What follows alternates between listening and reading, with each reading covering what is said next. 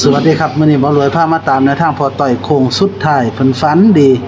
ฝันว่าไปงานวัดนะครับเห็นตัวเลขลอยลงมาตัวสีแดงเลขตัวเดียวหางเดียวลองไปติดตามกับพอต่อยตัวใดไปติดตามกันเลยครับ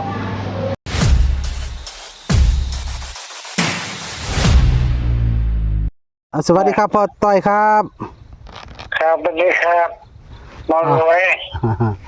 อ้าวคุณพ่อโทรมาด่วนๆโทรอย่างน้อ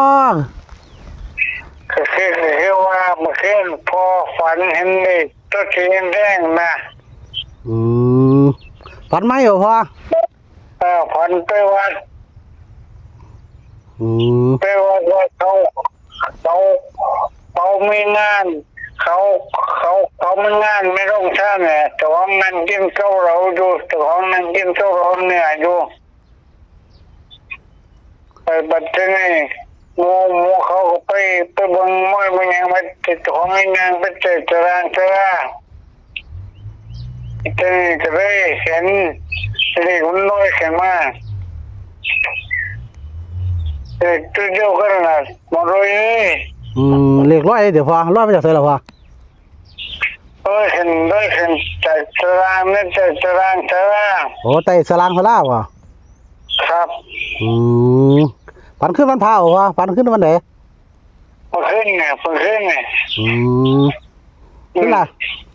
ขึ้นล่าสุดเลยเนาะก็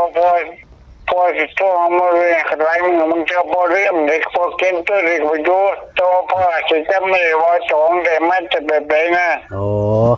อย่าลืมความฝันเนาะครับผมตัวเด็กแดงร้อยใช่ไหมแดงจริงมักกันที่ฟ้องวันนี้ฝันนี่มักวะมาแห้งฉันดูแดงเลยที่ลอตเตอรี่ก็ล่ะแ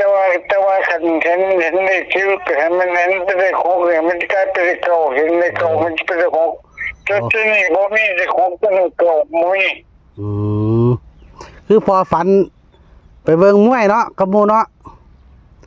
แล้วไปกินข้าวเหลาอยู่ทำงานเป็นงานโถมงานเป็นเที่ยวนะแต่ว่างานเป็นจะร่างนะ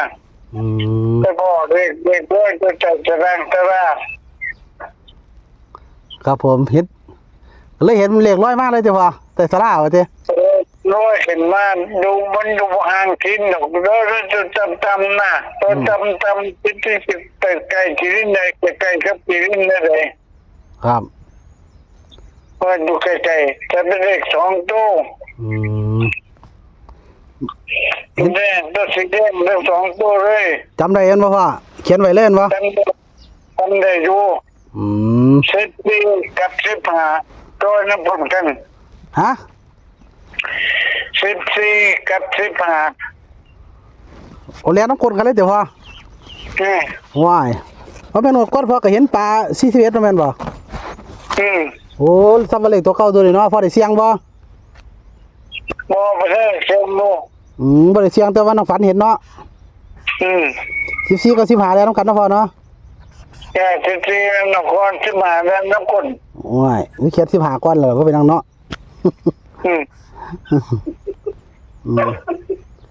เอา14 15เนาะพ่อเนาะแต่ว่ามันพอเห็นได้สิพอโอ้ใช่ฟังสิเนาะมันน้อยคนกันเนาะเป็นบัญชีวัดต้องหามั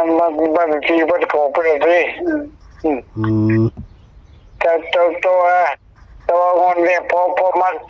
14มาแห้งเดี๋ยววงกลม14เนาะพ่อเนาะลูกสิวงกลม14เด้อซั่นพอคนมาขายไปก็ขายกิโล41 บาทลงแม่นพอลงมาทีนึงมัน41แม่ผมจำได้ไหมก็เลยมาฝันใหม่แต่ว่าเดี๋ยวไปเสี่ยงเนาะสร้างเสียงออกต้องไม่ได้คนครับลองเสี่ยงมึงเด้อพ่อเด้อครับก็แปลว่าพ่อได้14กับ15เนาะตัวสีแดงเนาะตัวสีแดงแดงจริงเลยตัวใหญ่นะประมาณต้นหน่อยเลยวันนั้นพ่อควันน้อยๆจำจริงๆเลยพ่อคิดว่าเด็กมันออกวันแค่เก่าไปเลย อืมคิดว่าล่างเอาออกบนเลยเด้อ ตัวต่ำๆเลยตัวต่ำๆเลยมันนั่นขึ้นมาออกบนเลย ครับผมครับ ว่าออกขึ้นมาออกบนดีเลย อันนี้แต่ล่างอันนี้ร้อยแต่ล่างก็เป็นตะเลขล่างเดี๋ยวพอ เฉพาะแต่มันพอซื้อพอจากซื้อเลยล่างนู่นดูแต่ล่างเนาะ อันนี้ล่างเนาะแต่ว่ากันบนก็ได้ยังน้อยเนาะ แต่ว่าจะซื้อได้เริ่มเลยซื้อกลับไปกลับมานั่นจะเริ่ม